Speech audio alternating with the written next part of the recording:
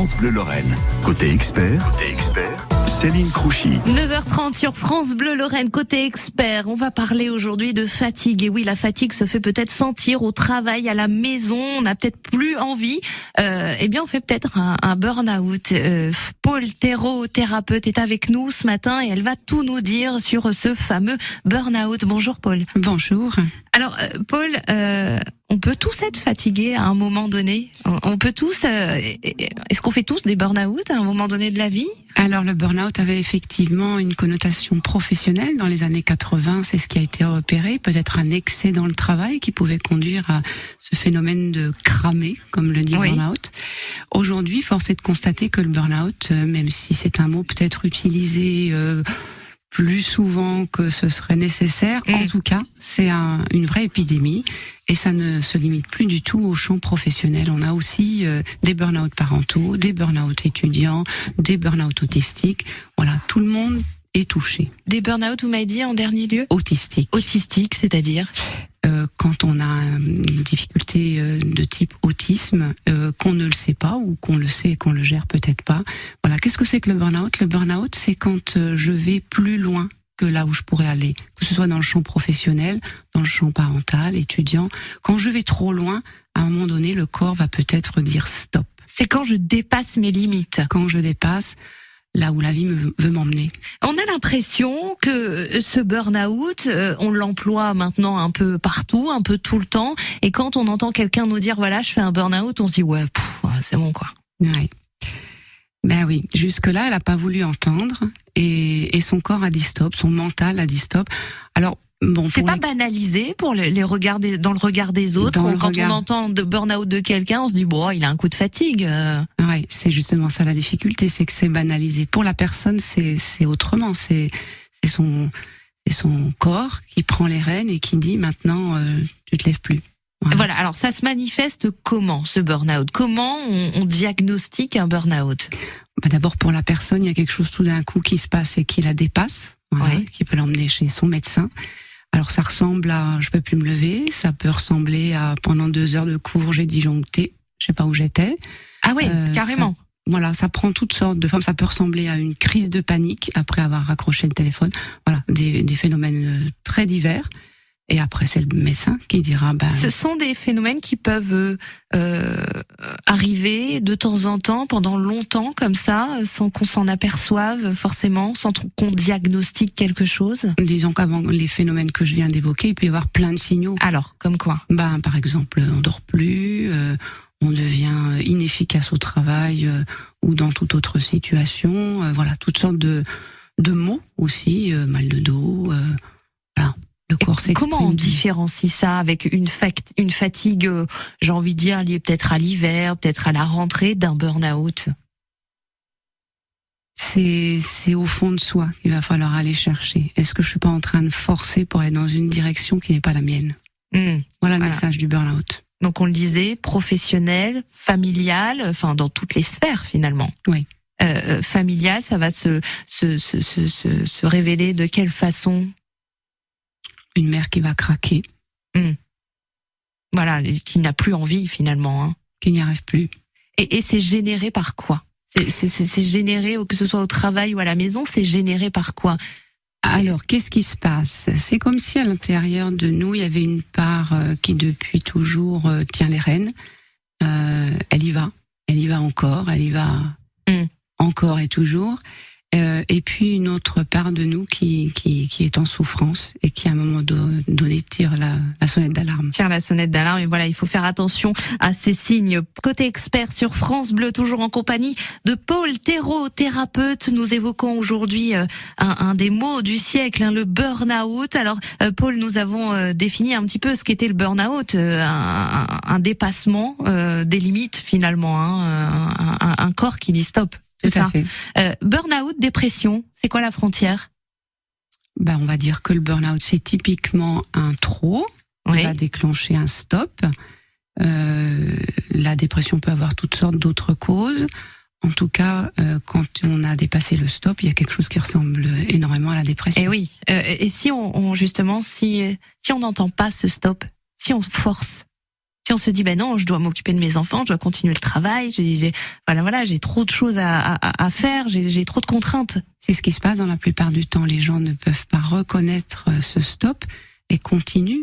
Et donc, si la première fois, il y a eu, par exemple, une jeune fille qui a disjoncté en cours, et ben, quand elle va essayer d'y retourner, elle va connaître les angoisses, la panique dans sa voiture. Et puis, si elle y retourne, voilà, le corps, l'inconscient va trouver d'autres signaux. Et au travail, ce sera la même chose finalement. Tout à fait. La personne va craquer. Et ça peut avoir beaucoup de conséquences. Justement, vous le disiez, les personnes ont du mal à reconnaître ça, à reconnaître qu'ils sont au bord finalement. Oui, vous évoquiez tout à l'heure l'entourage qui a l'impression que c'est un peu exagéré. Oui, c'est ça, parce que c'est banalisé. Pour la personne, c'est la même chose. Elle veut pas entendre. C'est assez banalisé aujourd'hui parce qu'on l'entend à tort et à travers. Quand quelqu'un de notre entourage le reconnaît, quand ça a été diagnostiqué, qu'est-ce qu'il faut éviter de dire à cette personne? Comment on peut l'accompagner et qu'est-ce qu'on devrait éviter? Eh ben, l'accompagner, c'est accueillir que c'est comme ça. Voilà, qu'il y a besoin de déposer quelque chose, de faire un point, de réfléchir, de changer quelque chose. Voilà, le principal risque, ce serait de repartir sans rien changer.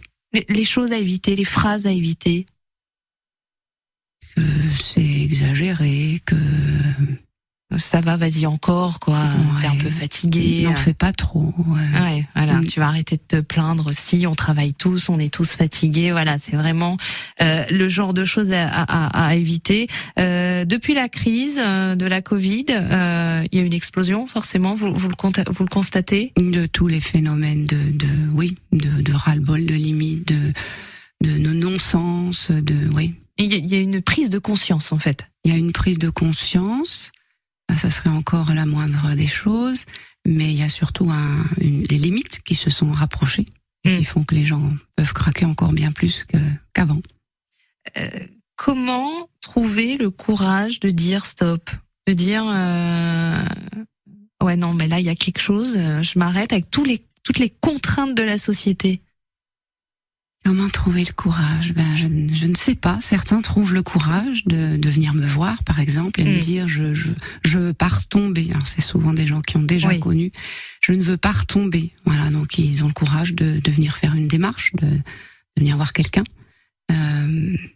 C'est déjà un sacré courage. Un grand pas, et on parlera de toutes les solutions, de tout ce qui peut accompagner ce changement. Paul Thérault, thérapeute, nous vous retrouvons dans quelques instants sur France Bleu Lorraine. Et oui, une fois que le burn-out est diagnostiqué, une fois que nous l'avons révélé, accepté, quelles sont les solutions pour en sortir? Bleu, toujours en compagnie de Paul Thérault, thérapeute, qui est avec nous pour évoquer un sujet qui concerne beaucoup de monde, en tout cas, je ne sais pas si c'est de plus en plus, le burn-out, c'est ce corps qui dit stop, Paul, c'est ça, tout à fait. Ce corps qui en a marre et qui a besoin finalement de changement. Tout à fait. Je crois que c'est vraiment important de comprendre aujourd'hui que le burn-out, c'est un phénomène qui se produit pour nous montrer une meilleure voie. Voilà, c'est un phénomène qui se produit pour dire là, tu te trompes, c'est pas dans cette direction que tu dois aller.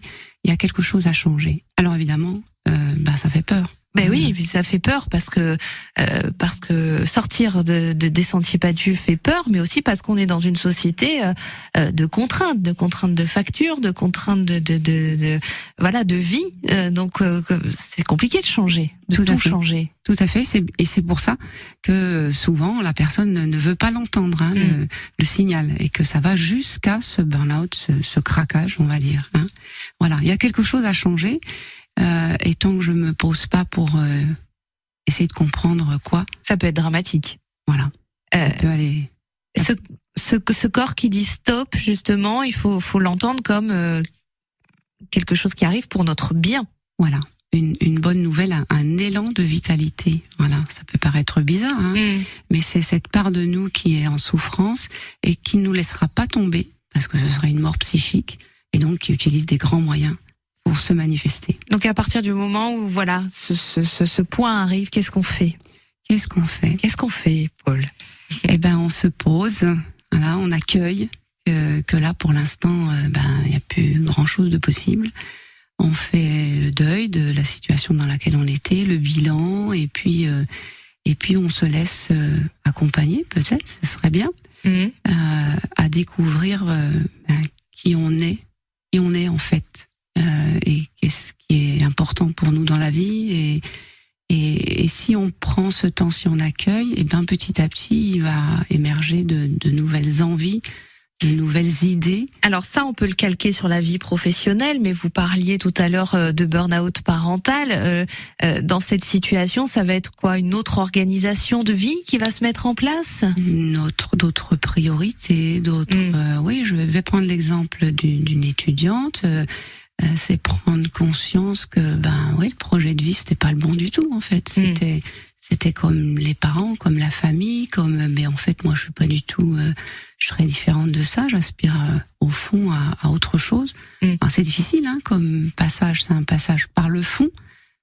Oui, mais burn-out parental, on est obligé de s'occuper de ses enfants encore, vous voyez. Oui, et peut-être on a à lâcher l'idée qu'une mère parfaite, c'est comme ci ou comme ça. Oui. C'est revoir ses priorités. Revoir ses priorités, accepter que autre chose nous attire et que peut-être autre chose est à vivre. Oui, c'est ça. C'est peut-être vivre l'essentiel finalement au lieu de se polluer l'esprit. De se contraindre. De se contraindre parce qu'on est dans une société de contraintes, c'est comme ça. On a parlé des solutions, un petit mot aussi pour l'entourage. On rappelle que l'entourage ne doit pas banaliser ce qui arrive aux proches. Ni banaliser, ni presser de se remettre debout. Et oui, c'est quand que tu changes de boulot, alors ça va comment? Oui, ou que tu retournes. Ça fait 3 mois, c'est bon. On l'entend ça, on l'entend. Et oui, on n'a plus beaucoup le temps. Et en même temps, le burn-out réclame le temps Et ça peut prendre des années. Ça peut prendre. Alors, je vais pas donner d'échelle parce que certains vont évoquer un burn-out pour quelque chose dont ils vont se remettre assez vite. D'autres vont prendre, 1 an, 2 ans. Il faut se laisser le temps, en fait. Il faut se laisser le temps, c'est-à-dire que si on prend pas le temps, ça veut dire on repart pour un tour, mais un tour qui ressemble au précédent et qui risque de conduire au même endroit. Oui. Dernière partie de ce côté expert sur France Bleu, toujours en compagnie de Paul Thérault, thérapeute. Nous avons évoqué, Paul, tout au long de cette émission, ce qu'était le burn-out, comment devait agir l'entourage, jusqu'à où ça pouvait nous mener. Forcément, ça peut être dramatique, et rassurer en disant qu'il y avait des solutions. Paul, on s'en parlait hors antenne. Le principe, c'est d'arrêter de culpabiliser, en fait. Oui, d'arrêter de se contraindre et d'écouter ce que veut nous dire cette fatigue, cette menace qu'on sent sur nous, ou ce phénomène de burn-out qui s'est produit. Voilà, qu'est-ce que ça veut nous dire? Et encore une fois, c'est là pour nous dire qu'il y a un meilleur chemin vers plus de vie. Souvent, c'est qu'on se met trop de pression, que ce soit à la maison, que ce soit au travail, que ce soit dans la vie étudiante. Vous l'avez dit, on attend d'être parfait. On attend de réaliser ce qu'on a l'impression que la vie veut qu'on réalise, que l'entourage veut qu'on réalise, et il y a d'autres façons de vivre. C'est marrant parce qu'on parlait du Covid tout à l'heure. Il y a beaucoup de gens qui ont peut-être pendant cette période de Covid évité le burn-out parce que ils se sont retrouvés à un moment donné face à eux-mêmes en train de se dire mais en fait j'aime plutôt ça que ça. Tout à fait, les confinements et autres répits ont permis aux personnes de se poser, de s'ouvrir à autre chose, de faire le point et de se dire que non, il n'en voulait plus, il voulait autre chose. Voilà, donc ça a été pour certains très bénéfique de cette façon, et c'est exactement ça que nous propose la menace de burn-out, c'est fait ce point. Donc avant d'arriver à ce stop, à ces arrêts brutals, quand on a des petits signes, vous le disiez, pas envie d'aller travailler, quelque chose qui est assez répétitif, quoi, quand même. Perte d'efficacité, défaut de sommeil. Là, on se prend un petit temps. On s'arrête un petit peu et on se dit il se passe un truc. Qu'est-ce que je fais, quoi? Qu'est-ce que je fais? Voilà. Où est-ce que la vie m'appelle? Et l'entourage, vous le disiez, est quand même très important dans ses propos. Il peut essayer délicatement d'alerter sur le fait que peut-être il y a besoin de prendre ce temps. Et de ne pas dire, il serait peut-être temps que tu te bouges, voilà, que tu y retournes. C'est le corps qui parle, hein, Paul, c'est ça. Hein. Le corps, le mental, l'inconscient, on le dit comme on veut, en tout cas, il y a une sonnette d'alarme. Une sonnette d'alarme qu'il faut écouter parce que, Paul, on va terminer sur une note positive, c'est pour notre bien. C'est pour notre bien. C'est le corps qui nous dit quelque chose de mieux est là. Quelque chose de mieux t'attend. Est-ce que tu veux bien prendre le temps de le considérer? Paul Thérault, thérapeute à Pont-à-Mousson, est venu nous parler ce matin dans ce côté expert du burn-out. Merci beaucoup, Paul. Merci. À très bientôt sur France Bleu Lorraine.